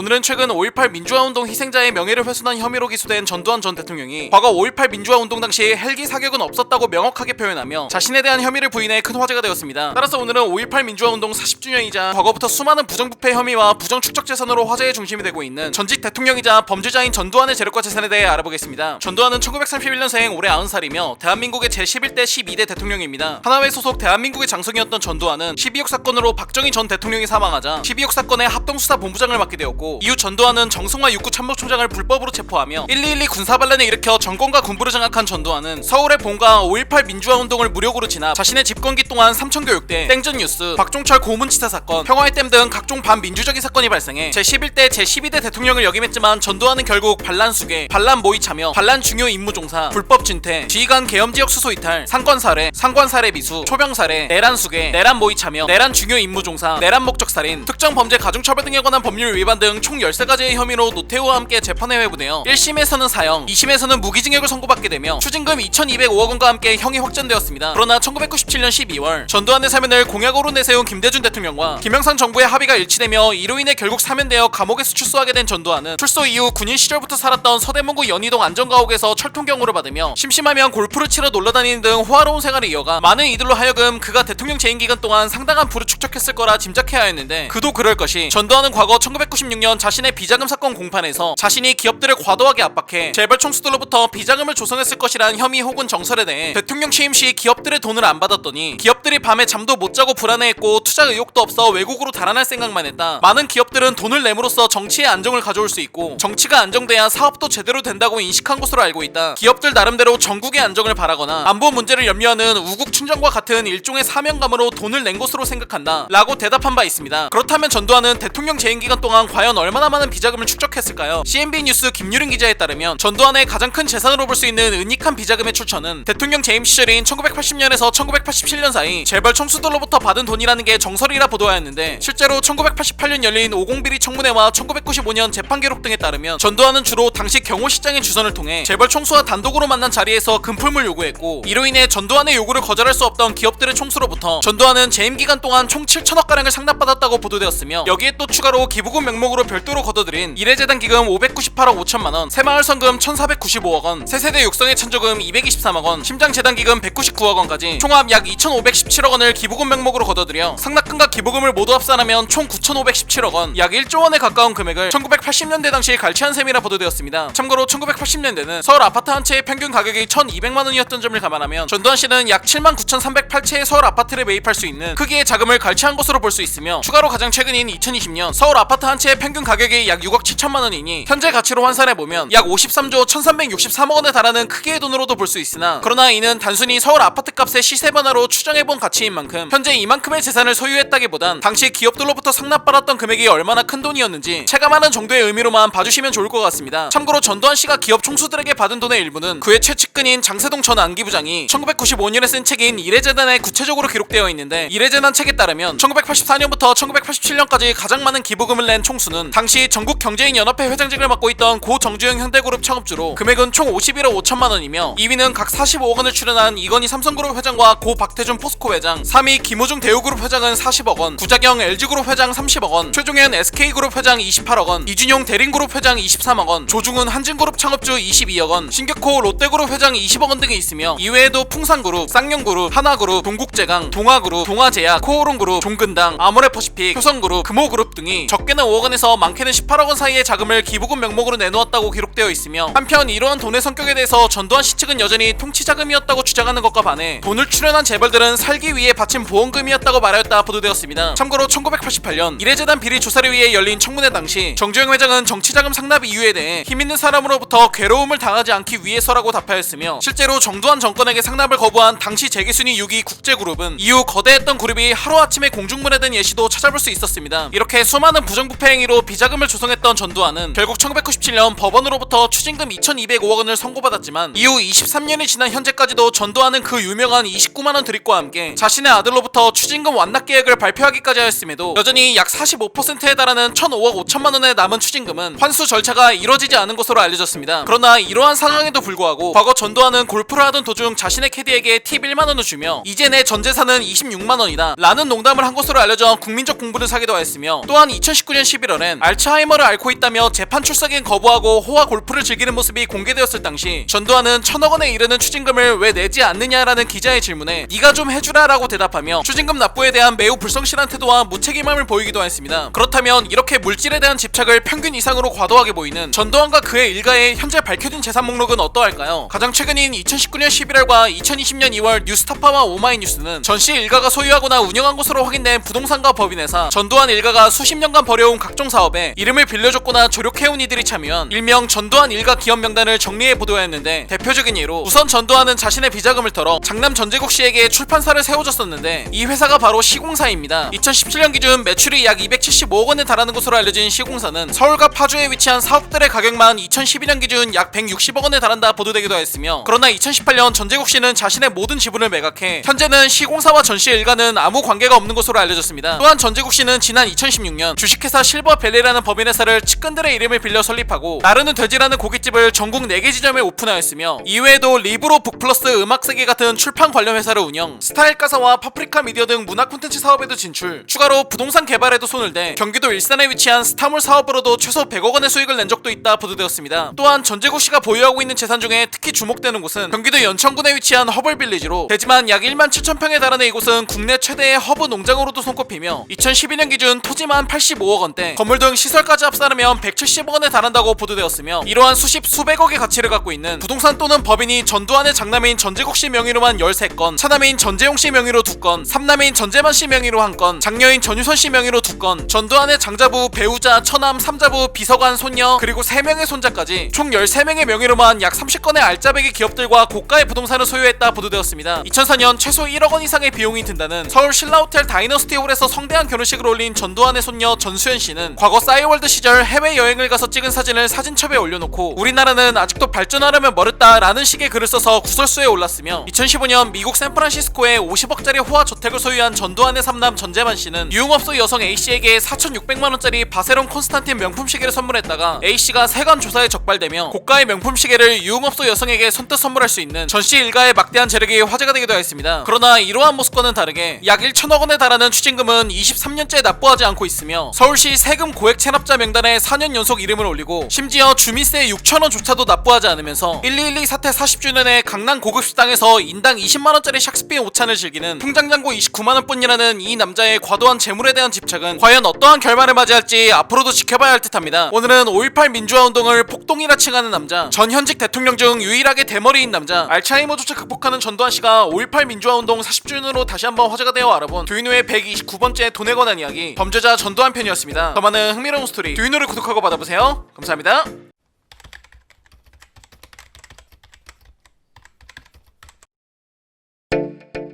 오늘은 최근 몇 년 전 대한민국 건립 이래 희대의 국정농단 사태를 일으킨 주범으로 알려진 최서원씨가 대법원으로부터 결국 최종 유죄 판결을 받으며 구속 기소된 지 약 3년 7개월 만에 국정농단 핵심 인물 가운데 가장 먼저 재판 절차가 종료되며 큰 화제가 되었습니다. 따라서 오늘은 대한민국의 정치 범죄자이자 박근혜 정부의 비선 실세로 불렸던 최서원씨가 지난 평생을 거쳐 쌓아올린 재력과 재산에 대해 알아보겠습니다. 최서원씨는 1956년생 올해 65살이며 원래 이름은 최필려였으나 1979년에 언론 일반인들에게 더 잘 알려진 최순실이란 이름으로 개명하였고 또 이후에도 2014년 다시 한번 최서원으로 개명해 현재의 이름은 최서원이며 최종 학력은 단국대학교 영어 영문학과 청강생입니다. 참고로 우리에겐 최순실이란 이름이 가장 익숙하고 널리 알려진 만큼 이후부턴 편의상 최순실로 칭하도록 하겠습니다. 부친인 사이비 교주 최태민의 대를 이어 박근혜 전 대통령과의 혈육 이상의 친분관계를 이용해 부를 축제하고 대통령을 정신적으로 통제해 국정에 개입하면서 민주주의 국가의 근간을 완전히 뒤흔들었다고 평가를 받고 있는 최순실은 과거 박근혜 정부의 숨겨진 비선 실세로서 아무런 통제와 감시도 받지 않고 책임도 지지 않은 채 무소불위의 절대 권력을 휘두르게 되며 재단을 설립해 삼성을 포함 수많은 대기업으로부터 수백억 단위의 출연금을 모금하거나 뇌물을 수수하고 자신의 딸 정유라 씨의 이화여대 부정입학 성적 조작 문제와 같은 수많은 비리를 저지르기도 하고 이외에도 팔선녀라는 사우나 모임을 만들어 재벌가 사모님들에게 극진한 접대를 받거나 틈틈이 호스트바에서 자신의 아들뻘 되는 젊고 잘생긴 남자를 품는 등 심지어 조직폭력배에게 폭력을 사주하기까지 해 언론으로부터 사방팔방을 휘젓고 다녔다라는 표현으로 보도된 최순실은 결국 직권남용, 권리행사, 방해 강요, 강요미수, 사기미수, 증거인멸 교사, 뇌물수수, 제3자 뇌물수수, 제3자 뇌물요구, 범죄수익은익, 알선수재, 업무방해, 위계 공무집행방해, 뇌물공여, 공무집행방해, 사무소 위조 미수 등 총 19개의 혐의로 기소되며 구속된 지 약 3년 7개월 만에 대부분의 혐의가 유죄로 인정된 최순실은 결국 이번 대법원으로부터 징역 18년과 벌금 200억 원, 추징금 약 63억 원을 선고받아 지난 2018년 자신의 딸 정유라 씨의 이화여대 입학 특혜 비리 혐의로 받은 3년의 확정 판결까지 포함해 최순실은 결국 총 21년의 징역을 살게 되었습니다. 참고로 만약 최순실이 가석방 없이 만기까지 21년간의 형을 복역할 경우 그녀는 2037년 10월 그녀가 85세 때 출소하게 될 예정이라 합니다. 그렇다면 이렇게 수많은 돈과 관련된 범죄로 20년이 넘는 징역형과 200억이 넘는 벌금형을 선고받은 최순실의 재산은 과연 얼마나 될까요? 과거 2016년 국정농단 사건이 터지자마자 수많은 대중들의 관심은 그동안 최순실이 부정한 방법으로 축적했을 거라 추정된 수많은 재산에 이목이 집중되었는데 과거 최순실 재산 추적에 가장 열정을 보였던 안민석 국회의원은 김어준의 뉴스공장에 출연했을 당시 최순실의 총 재산은 대략 10조 원이라고 주장하였지만 구체적인 물증이 없기도 하고 최순실 또한 이러한 이러한 안민석 의원의 주장에 반박하며 허위사실 유포에 의한 명예훼손으로 고소한 만큼 최순실의 재산 10조 원 설에 대한 건 우선 보류하도록 하고, 우선 2017년 특검 수사 발표에 따르자면 최태민 일가의 재산은 총 2,730억 원으로 이 중 최순실이 직접 소유한 토지와 건물 36개 228억 원과 현금 채권 등 금융자산까지 합산 시 최순실의 개인 재산은 약 500억가량으로 파악되었다 보도되었습니다. 하지만 참고로 과거 검찰 자료에서 최순실이 기업들로부터 수뢰받은 액수만 해도 592억 원이나 발표했기 때문에 많은 대중들은 최순실 자신의 명의로 되어 있지 않거나 밝혀내지 못한 재산들이 있을 거라 추정하기도 하였으며, 실제로 일각에선 최순실 씨가 독일 등 해외에 수조 원대의 차명 계좌를 보유하고 있으며 이 자금이 대통령 정치 자금과 연관이 있다는 의심도 제기되었다고 언론에까지 보도되었습니다. 그런데 2017년 7월 실제로 네덜란드에서 최순실의 페이퍼 컴퍼니가 포착되었다 보도되었는데, 최 씨의 제부가 대표로 있는 서양 네트워크스라는 회사의 최대 주주인 퍼펙트 인베스트먼트라는 네덜란드 회사는 2014년과 2014년에 최 씨의 돈이 드나든 흔적을 조사팀이 발견하였으며, 안민석 국회의원은 네덜란드에서 찾은 페이퍼 컴퍼니는 2천억 원이 투자된 회사라고 밝히며, 실제로 안민석 의원이 직접 이 네덜란드에 있다는 페이퍼 컴퍼니를 찾아가 본 결과 해당 회사가 있는 곳은 네덜란드의 한 시골에 있는 오두막집이었다고 발표하였습니다. 이외에도 2017년 8월 이규현의 스포트라이트에서 공개된 최순실 소유의 독일 부동산은 약 40억 원, 또 최순실이 삼성으로부터 지원금 명목으로 220억가량을 건네받은 것으로 알려진 독일 회사 비덱스포츠까지, 이렇게 최소한 언론에까지 보도되며 드러난 최순실의 재산을 총합해보면 최순실의 재산은 최소 약 2,700억에서 2,800억 원 정도가 언론을 통해 알려졌다 볼 수 있을 듯해 보입니다. 하지만 이마저도 다 드러난 게 아니라고 볼 수 있는 것이 안민석 의원과 안원구 전 대구 지방국세청장의 말에 의하자면 최순실이 유럽 곳곳에 세운 페이퍼 컴퍼니는 무려 400개에서 500개에 달하며 그중 일부가 암암리에 지속적으로 매각 처분되고 있다고 주장하기도 해 왜 안민석 의원이 과거 최순실 재산몰수특별법 1000만명 서명 제안을 언급하며 국정농단의 본질은 돈이다 라고 말하였는지 알 수 있는 대목으로 보이기도 하였습니다. 그렇다면 이렇게 드러난 것만 해도 적게는 몇백억에서 많게는 천억 원대의 재산을 소유한 것으로 보이는 최순실과 그녀의 딸 정유라 씨는 어떠한 소비를 하며 살아왔을까요? 우선 과거 2016년 10월 최순실 씨가 서울중앙지검에 출석했을 당시 시위대와 기자들로 인해 아수라장이 내며 이 과정에서 최 씨의 신발이 벗겨져 당시 그녀가 신고 있던 명품 프라다 구두가 화제가 된 적이 있었는데, 그 당시만 해도 여러가지 돈과 관련한 비리 행위로 자신에 대한 여론이 상당히 좋지 않았음에도 불구하고 너무나 일상이다 보니 잊은 것이냐 수많은 기자와 대중들이 이목이 집중될 것으로 예상된 장소에서조차 72만원 상당의 명품 구두를 신고 나온 모습에서 그녀가 상당히 명품을 좋아하고 평소 즐겨 사용할 것으로 많은 대중들은 추정하였는데, 이후 미르 K스포츠 재단의 관련 의혹을 파헤치는 서울중앙지검 수사팀이 200억대의 가치가 있는 것으로 알려진 최순실의 신사동에 소지한 미승빌딩 5층을 압수수색하는 과정에서 최씨 모녀의 것으로 추정된 수익 명품 구두들을 무더기로 발견하며 루이비통, 구찌, 펜디, 페레가모, 프라다, 몽클레어 등 없는 명품 브랜드를 찾기가 더 어려울 정도로 보이는 모습이 마치 과거 필리핀 독재자 마르코스의 부인 이멜다의 집에서 명품 구두 3,000켤레가 쏟아져 나와 국민적 공물을 샀던 사건을 연상케 한다는 글들이 올라오며, 이는 한국판 이멜다라며 언론에까지 보도되기도 했습니다. 또한 최순실의 자동차는 과거 TV조선이 최순실이 거주하는 건물의 지하주차장에서 그녀와 만나 촬영과 인터뷰를 하는 과정에서 알려지기도 했는데, 당시 해당 건물은 주차장에 주차된 모든 자동차들이 기본 수억 원대에 달해 그 자체만으로도 상류층이 거주하는 장소로 추정된다 보도되었으며, 이곳에서 발견된 최순실의 자동차는 총 2대로 첫 번째는 영국 브랜드 랜드로버의 레인지로버로 가격은 출시가만 해도 약 1억 7천만 원에 달하는 것으로 알려졌으며, 두 번째 자동차는 독일 벤츠사의 S클래스로 가격은 2억 원대로 알려져 간단히만 알아봐도 기본 2억 원대를 호가하는 두 자동차에서 그녀가 얼마나 부유한 삶을 살고 있었는지 짐작해야 했습니다. 추가로 최 씨의 외동딸인 정유라 씨는 고교와 대학을 승마특기생으로 입학하는 과정에서 각종 특혜를 받았다는 의혹이 쏟아지기도 했었는데, 참고로 한 아이를 국제적인 승마 선수로 키우려면 적어도 수십억 원의 재력이 뒷받침돼야 한다는 것이 승마계의 중론이며, 왜냐하면 승마계엔 흔히 마칠 기삼이라고 하는 은어가 있을 정도로 경기를 잘 치르는데 말의 역할이 70%라면 기수의 역할은 30%에 지나지 않는다는 뜻인 이 말처럼 그만큼 말의 기량이 중요한데, 과거 정유라 씨는 적게는 7억 원에서 많게는 20억 원에 달하는 승마용 말 4마리와 함께 독일에 체류 중이었으며, 여기에 드는 관리 비용이 말 한 마리당 한 달에 150만 원에서 200만 원으로 총 4마리인 만큼 한 달 관리 비용만 600만 원에서 800만 원, 선수가 코치에게 받는 개인 레슨에도 보통 월 100만 원에서 150만 원이 들어 유지비와 레슨비만 해도 최소 연 1억 원이 꼬박꼬박 든다는 계산이 나오며, 여기에 말 관리사와 수의사를 따로 둘 시 연간 교육 유지 비용은 억대가 훌쩍 넘기 때문에 승마는 보통 유력가의 자제들이 많이 하는 스포츠로 알려져 있기도 하며, 실제로 김승현 하나그룹 회장의 셋째 아들인 김동선 선수, 이재용 삼성전자 부회장도 인천 아시안게임이나 대통령배 대회 등 다양한 승마 대회에 출전해 마장마술 부문에서 수차례 우승한 예도 있을 만큼 유독 높은 말 가격과 유지 레슨 비용 등의 문제로 보통 승마는 유독 재벌가 자녀들이 주로 하는 스포츠 종목이라 알려져 지금은 태학과 영구 제명을 당하긴 하였지만, 과거 승마 특기생으로 명문대학교인 이화여대를 입학하고 심지어 대한승마협회 소속으로 승마 선수로 활동했던 최순실의 딸 정유라 씨의 행적에서도 최 씨 모녀를 둘러싼 수많은 재력을 엿볼 수 있었습니다. 참고로 여담이긴 하나 지난 채널A의 한 방송에서는 과거 정유라 씨가 독일에 머물 당시 한 달 생활비가 무려 1억 원, 침대는 1천만 원, 아이를 돌보는 보물을 비롯해 수행원까지 초호화스러운 생활을 하였다고 밝히기도 해 얼마나 그녀가 평생 동안 경제적으로 유복한 환경에서 자라왔을지를 짐작해야 했습니다. 사필 규정, 무슨 일이든 결국 세상은 옳은 이치대로 돌아간다는 뜻으로 우리에게도 아주 유명하고 익숙한 고사성어입니다. 2016년 최순실 국정농단 사태가 세상에 드러난 지 어느덧 4년째. 능력이 없으면 너네 부모를 원망해라, 돈도 실력이다라던 정유라 씨는 대학과 고등학교로부터 모두 학력이 취소되며 결론적으로 중졸로 학력이 역주행되었으며 단 한 번도 사익이나 이익을 추구하지 않았다라고 주장하던 최순실 씨는 벌금 200억 원, 추징금 63억여 원을 선고받으며 앞으로 다가올 7월 12일까지 수백억 대의 벌금을 납부하라는 납부 명령서를 받게 되었습니다. 오늘은 얼마 전 나는 누구인가라는 책을 출간하고 곧이어 대법원으로부터 18년이라는 형을 확정받은 여자, 대한민국의 정치범죄자 최순실의 약 4년 가까이 이어져온 국정농단 사태가 일단락돼 화제가 되어 알아본 두이노의 134번째 돈에 관한 이야기, 비선실세 최순실 편이었습니다. 더 많은 흥미로운 스토리 두이노를 구독하고 받아보세요. 감사합니다.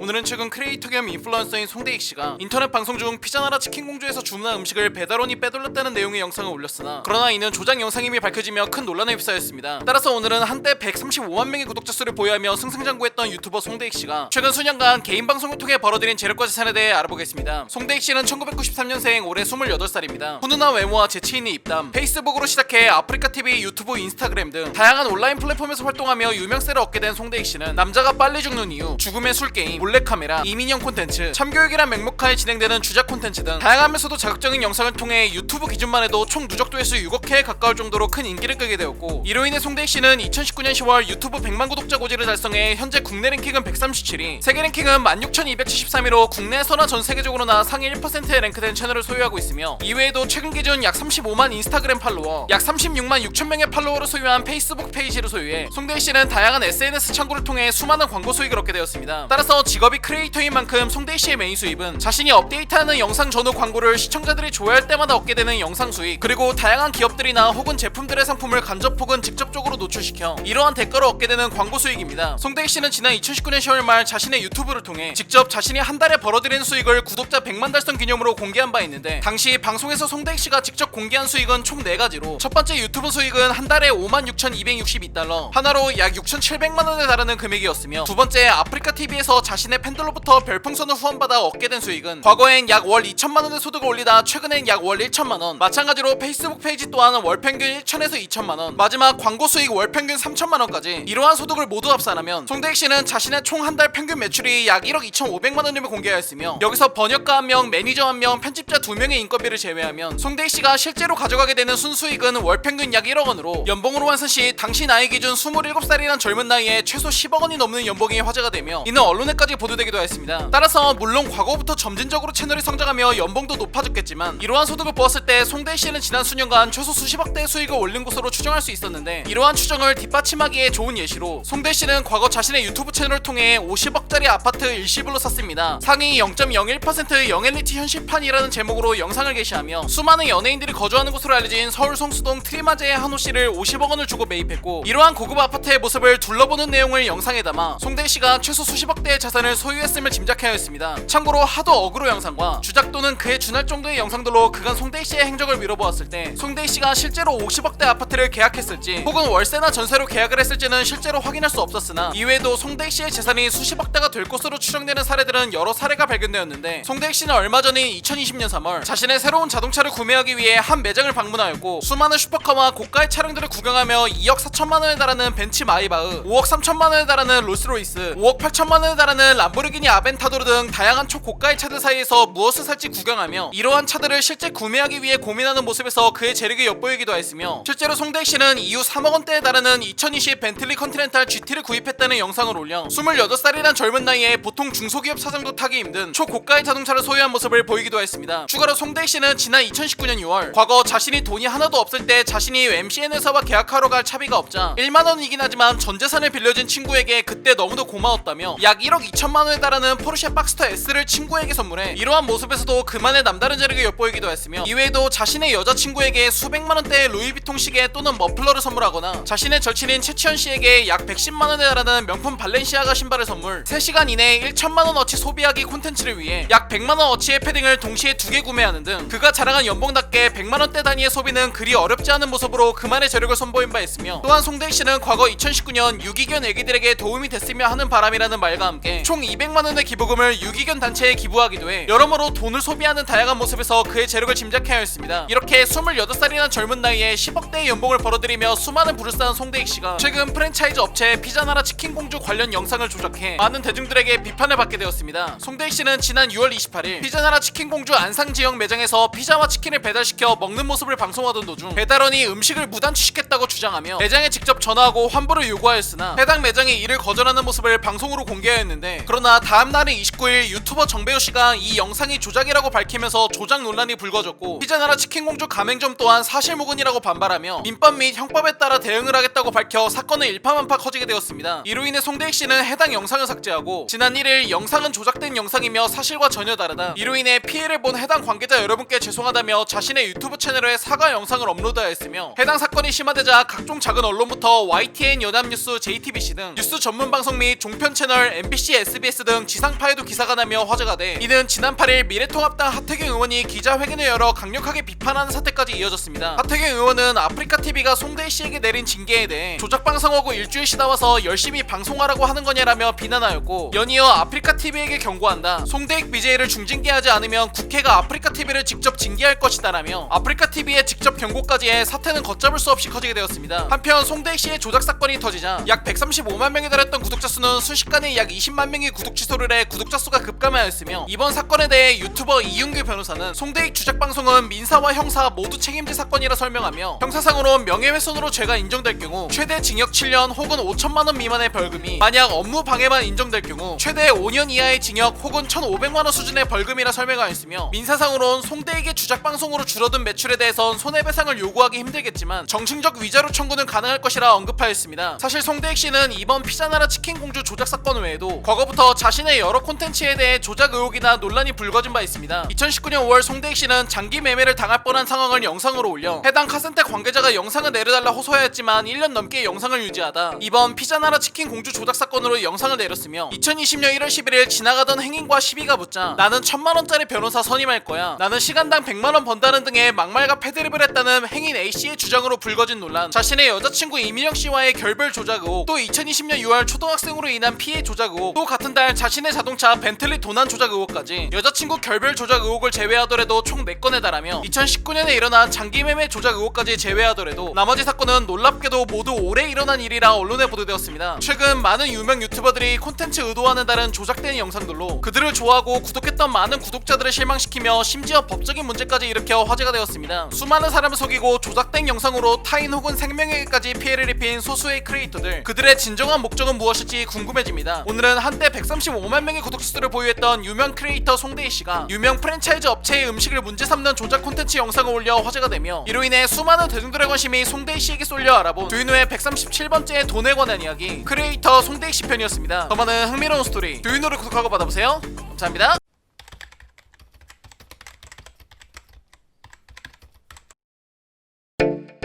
오늘은 최근 한때 약 250만 명대의 구독자 수를 보유했던 유명 크리에이터인 BJ 양팡씨가 평생 반성하며 살겠다며 자신의 유튜브 채널에서 모든 영상을 비공개 처리하며 은퇴를 암시해 화제가 되었습니다. 따라서 오늘은 친근한 이미지로 가족 시트콤, 일상생활, 가수 활동 등 다양한 영상으로 10대에서 20대 사이에서 큰 인기를 끌었지만 이번 뒷광고 논란으로 은퇴 위기까지 처해진 양팡씨가 그동안 쌓아올린 재력과 스탄에 대해 알아보겠습니다. BJ 양팡씨는 1997년생, 올해 24살이며 본명은 양은지입니다. 아프리카TV로 개인 방송을 시작해 유튜브까지 영역을 확장한 양팡님은 대학 동기 한 명이 방송을 건의한 계기로 개인 방송을 시작하게 되었는데 2018년도 초까지만 해도 고정 시청자와 구독자 수가 상승세를 보이긴 했으나 일부 팬층이나 아프리카TV 내에서만 유명한 BJ였던 양팡님은 그녀 특유의 비글미 넘치는 리액션이 움직이는 짤로 많은 커뮤니티에 화제가 되며 큰 인기를 끌게 돼 2020년에 들어서는 유튜브 채널의 구독자 수가 250만 명을 넘어서 양팡님은 한국 유튜브 채널 랭킹 91위에까지 랭크되기도 했으며, 이로 인해 양팡님은 수많은 유명 유튜버 중에서도 손꼽히는 수익을 자랑하는 인플루언서로서 많은 언론에까지 보도되는 등 성공 가도의 길을 걷게 되었습니다. 하지만 또한 이번 뒷광고 논란이 터지자 이로 인해 실망감을 느낀 수십만 명의 구독자들은 매일 양팡 채널을 구독 취소해 양팡님의 채널은 하루아침에 약 50만 명 이상 구독자가 급격히 이탈하는 현상을 보였는데, 우선 이번에 논란이 된 일명 뒷광고란 소비자에게 유료 광고임을 고지하지 않고 하는 부정 광고를 뜻하는 신조어로 광고가 아닌 순수한 리뷰인 척 제품이나 서비스 등을 소개하면서 뒤로는 돈이나 반대급부를 제공받는 형식으로 이를 홍보하는 행위를 의미합니다. 이번 뒷광고 논란이 터진 양팡님의 경우 과거 BBQ 치킨 리뷰 영상에선 혹시 광고냐고 묻는 시청자의 질문에 내 돈 8만원 주고 숙제 소리 듣고 있다, 광고라고 하는 시청자들은 그냥 무시하겠다라며 광고가 아닌 척 시청자에게 거짓말을 하기도 했으며, 실제로 양팡님은 지난 8월 4일 자신의 한 방송에서 내 돈 내산, 나는 광고면 광고라고 얘기를 한다 라고 말하기까지 해 양팡님의 거짓말로 여론은 더욱 악화되었다고 보도되기도 했습니다. 그렇다면 굳이 광고임을 밝히지 않고 심지어 거짓말을 하면서까지 뒷광고를 하는 이유는 무엇일까요? 복합적인 이유가 얽혀있어 무조건 단 하나의 이유만으로 단정짓긴 어렵겠으나 많은 인플루언서들이 뒷광고를 하는 가장 큰 이유 중 하나는 바로 돈입니다. 한 언론 보도에 따르자면 업계에선 이미 인플루언서 같은 유명인들에게 웃돈을 얹어주면서까지 뒷광고를 의뢰하는 게 업계 분위기라 보도되었는데, 참고로 양팡님의 경우 유료 광고임을 기재하지 않은 영상 콘텐츠는 약 20개라 보도되었습니다. 양팡님의 한 편당 예상 광고 단가는 과거 두윤호가 조사했을 당시 유튜버의 광고 단가를 알려주는 회사에선 약 2,300만원이라 표시하기도 했으며, 추가로 한 대형 MCN 회사에서 근무했던 A씨는 언론과의 인터뷰에서 구독자 80만 명의 한 뷰티 유튜버가 건당 2천만원, 구독자 200만 명의 다른 유튜버는 건당 4천에서 5천만원을 받았다고 언급한 만큼 이러한 점들을 고려해 250만 명대 구독자를 보유한 양팡님도 적어도 2,300만원보단 더 많은 웃돈이 있었을 점을 감안해 3천만원을 기준으로 잡고 단순계산시 약 6억원입니다. 참고로 이는 앞서 말한 것처럼 유료 광고임을 표시하지 않은 뒷광고들만 계산한 기준이며, 2019년 두윤호가 조사했던 양팡님의 근 1년간 광고 목록 또한 여러 차례 발견되었기 때문에 현재는 양팡님 채널의 모든 영상이 삭제되어 정확히 확인할 순 없으나 그 수가 상당할 것으로 예상돼 전체 유료 광고로 인한 수익은 6억원을 훨씬 더 초과할 것으로 예상됩니다. 다음은 유튜버들의 메인 수익이라 볼 수 있는 조회수에 따른 광고 수익입니다. 유튜브를 시청할 때 영상 전이나 중간 혹은 마지막쯤에 광고가 재생돼 시청자들이 이를 시청할 경우 영상 업로드는 수익을 얻게 되는데, 양팡님은 이번 사건으로 영상을 모두 삭제하기 전까지 약 14억 2685만 558회, 약 14억 2600만회에 달하는 누적 조회수가 확인되었습니다. 유튜버들의 수익을 예측해주는 한 사이트에 따르자면 양팡님의 CPM, 즉 조회수 1000회 노출당 발생 수익은 약 1985원에서 3452원인 만큼 이중 중간값인 2718.5원을 기준으로 잡고 조회수 1000회당 발생 수익이므로 14억 2600만회를 142만 6천회로 변경해 단순계산시 약 38억 7658만 1천원, 약 38억 7600만원입니다. 추가로 양팡님은 아프리카TV BJ인 만큼 확보된 자료에서만 양팡님의 최근 3년간 별풍선 수입을 조사해본 결과 양팡님은 약 3년째 되지 않은 기간 동안 합산 약 1,059만 47개의 별풍선을 시청자들로부터 후원받은 것으로 확인되었으며, 별풍선은 한 개당 100원이므로 이를 금액으로 환산 시 약 10억 5,900만원에 달하는 금액이며, 아프리카TV는 파트너 BJ와 8대1로 수익을 분배한다는 언론 보도를 참고할 시 결론적으로 양팡님은 근 3년간 별풍선 후원으로만 약 8억 4,720만원의 소득을 올린 것으로 확인할 수 있었습니다. 여기까지만 해도 가볍게 50억원을 초과합니다. 물론 이외에도 확보된 자료에서만 부산광역시 홍보대사를 포함 2017년부터 약 14건에 달하는 광고 및 홍보 촬영으로 인한 수익, 유명 인플루언서인 만큼 수십 차례의 행사 활동, 무려 5집에 달하는 음반 수익, 자신의 닉네임을 브랜드로 런칭한 양팡샵이라는 화장품 사업, 자료가 오래돼서 계산에 포함하지 못한 2015년부터 2017년까지의 별풍선 수익 등 수많은 번외 수익들이 있지만 양팡님도 생활비도 있고 세금도 냈을 테니 이 점은 퉁치도록 하겠습니다. 이러한 소득을 바탕으로 양팡님의 재산 중 가장 잘 알려진 것은 부동산입니다. 과거 양팡님은 유튜브 영상을 통해 그간 열심히 모아온 돈으로 현재 5식구가 살고 있는 20평대의 집에서 70평대 고가의 아파트를 매입해 이사 간다는 소식을 전하며 이는 수많은 기사로도 화제가 되기도 했습니다. 해당 집은 약 8억원에 육박하는 부산 서면에 위치한 더샵 센트럴스타라는 주상복합으로 양팡님이 단연간 안 쓰고 모은 돈으로 드디어 집을 이사하는 꿈을 이뤘다 전하기도 했으며, 참고로 해당 아파트 매입 당시 양팡님의 나이가 23살인 점을 고려하면 얼마나 어린 나이에 양팡님이 크리에이터로서 큰 돈을 벌었는지 실감케 하였습니다. 그러나 아파트를 제외하곤 양팡님의 재산이라 불릴 만한 목록은 그녀의 재력 대비 크게 알려진 건 없었는데, 다만 수많은 언론은 과거부터 양팡님의 월 소득이 약 1억원이라 보도하여 그녀의 놀라운 수입과 재력이 큰 화제가 된 적도 있으며, 과거 2019년 8월엔 자신에게 3천만원 어치의 별풍선을 후원한 팬이 극단적 선택을 하려는 사건이 발생하였는데, 그 당시 양팡님은 팬과 직접 통화하고 별풍선으로 받은 금액은 환불해주기까지 해 이는 언론에까지 보도되기도 했으며, 추가로 양팡 부동산 1억원 계약금 먹튀 논란 등 부동산이나 자동차 같은 재산은 아니나 다양한 방면에서 그녀의 재력을 짐작케 하는 사례들이 엿보이기도 했습니다. 한편 이번 뒷광고 사태가 터지자 양팡 채널의 구독자들은 매일 수만 명에서 최대 12만 명까지 구독을 취소해 채널을 이탈하였으며, 이로 인해 약 250만 명대였던 구독자 수는 200만 초반대로 급감하였고, 이후 양팡님은 채널의 구독자 수를 비공개로 전환해 현재는 분명 더 줄었을 거라 예상되지만 얼마나 추가로 감소하였는지는 확인되지 않았습니다. 또한 이번 사태 이후 양팡님은 지금까지 업로드한 모든 영상을 삭제하였기 때문에 앞으로 은퇴를 하는 것이 아니냐라는 언론 언론 보도도 있었으나 반대로 양팡님의 이름이 청춘 페스티벌 2020 홈페이지 라인업에 올라와 있어 오는 9월에 복귀할 수 있을 수도 있다는 주장이 제기되었다 보도되었습니다.